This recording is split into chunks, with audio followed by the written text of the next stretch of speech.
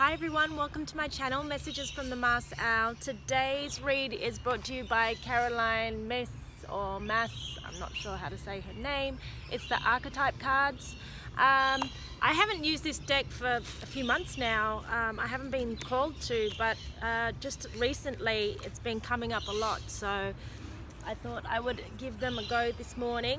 And this morning's card is the Queen. Light attributes, radiates regal femininity, or the regal feminine, and uses her benevolent authority to protect others. Shadow attributes, becoming arrogant when authority is challenged, and controlling and demanding. There's definitely been a lot of mother energy that has been around me lately, and dealing with, I guess, yeah, the light and shadow sides of mother. Forgiveness, there's been a lot of forgiveness coming up around mother-child stuff. I know with friends and with clients that I'm seeing at the moment, mother energy is coming up a lot. So and parents, even fathers too. So that energy of the divine feminine. I don't know why I was just drawn to pull another card, and it's come out with the Hermit. So his light attributes are seeks solitude to focus intently on inner life and serves personal creativity. And the shadow attributes can be withdraws from society out of fear or negative judgments of others, and refusing to help those in need. I think with the Hermit, what happens sometimes when we turn into self and go within to seek knowledge and to seek how we're feeling, to kind of, especially empaths, people that can feel other people's energy quite strongly, there is a tendency to want to be alone. And it's important to, in the shadows, or in when you are seeking solitude and that time alone, making sure that you don't fall into a habit of being alone and then have it turn into a fear. Make sure that you're still reaching out and getting out, or connecting in some way or another, sharing what you're learning. Because these are your gifts. What else am I picking up? I actually did feel like bringing my other Secret Language of Animal cards by Chip Richards, because I wanted to see what came out with whatever archetype came out, what kind of animal or element.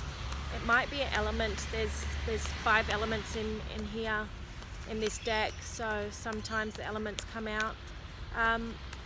With an archetype, let's have a look, see if anything comes out for the Queen archetype, or an animal that maybe represents the Queen and the Hermit together. The elephant, and again it's that mother-child energy that I was talking about. So you know, elephants are huge creatures, but they're gentle giants.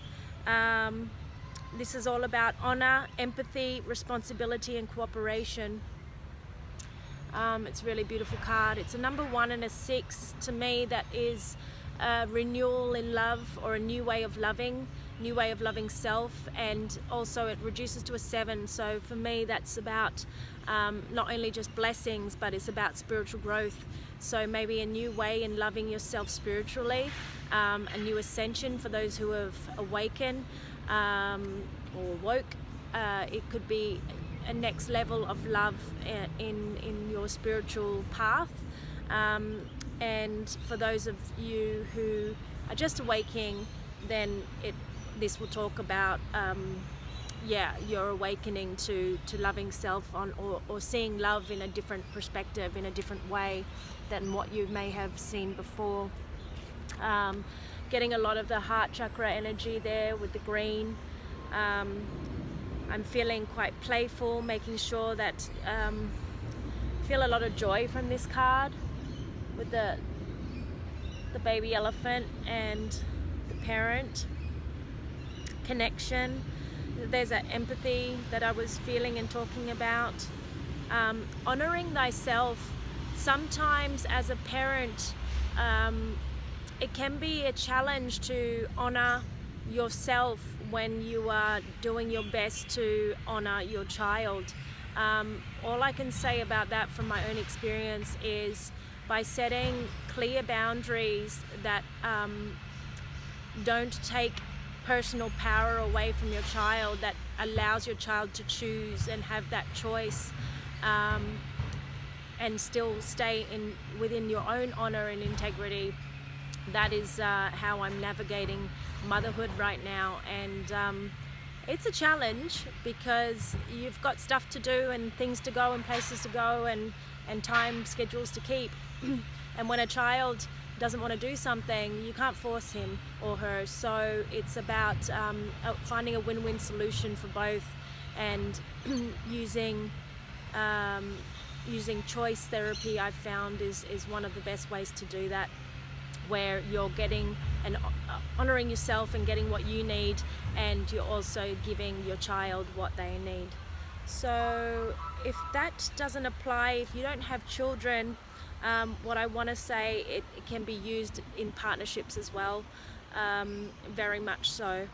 And if you have any kind of lingering feelings towards your parents for any kind of upbringing trauma, then I do have a video on my other channel, Intuitive Healing channel, which is a Hawaiian mantra process called Ho'oponopono.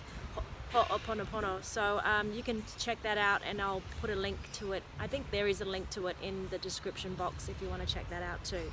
So that's my message today. I hope you have an amazing day. The sun is shining in Sydney, or in evening if you're watching this in the evening. Take care, and from my heart to yours, the light I see in you is the light I see in me. We are one. Namaste.